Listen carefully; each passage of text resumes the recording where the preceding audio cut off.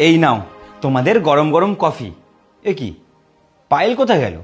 বাবু, তুই কাকে ভালোবেসেছিস জানিস? মেয়েটা এসে কি বললো?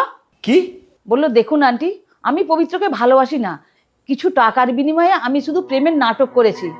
আর আমাদের মতো গরিব লোকের সঙ্গে আপনাদের মতো বড় লোকের বিয়ে হলে আপনাদের মান সম্মান সব নষ্ট হয়ে যাবে।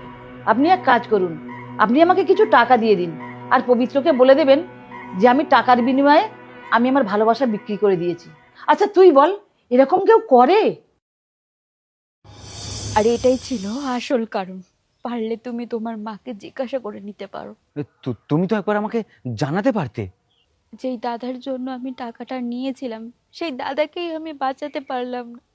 তারপর আমি ভেবেছিলাম তোমার কাছে ফিরে যায়, কিন্তু বিশ্বাস করো সেই সাহস আমার একটুও হয়ে ওঠেনি। তারপর আমি জানতে পারলাম আমার গর্ভে তোমার সন্তান।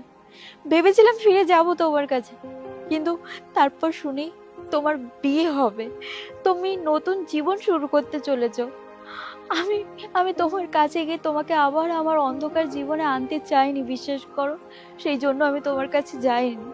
তারপরে আমি অনেক কষ্ট করে করে ভিক্ষে করে, লোকের বাড়িতে কাজ করে, হোটেলে কাজ করে আমি আমার সন্তানের জন্ম দিয়েছি। আমাকে ক্ষমা করে দিও পায়েল, আমি না জেনেই তোমাকে অনেক ভুল কথা বলেছি। আর আমি ভাবতেই পারিনি মা আমার সাথে এরকম করবে।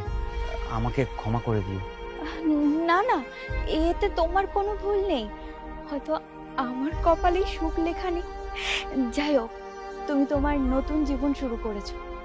দুজনে খুব ভালো থেকো, তোমরা দুজনে খুব খুশিতে থেকো। আমি এখন আসি। কোথায় যাবে তুমি? আমাদের ভুলের জন্য হয়তো আমরা দুজনে এক হতে পারিনি, কিন্তু আমার ভুলের জন্য আমার বাচ্চার ভবিষ্যৎ অন্ধকার হয়ে যাক, সেটা আমি কখনোই চাইবো না। তুমি চিন্তা করো না, তোমাদের দুজনের দায়িত্ব আজ থেকে আমার।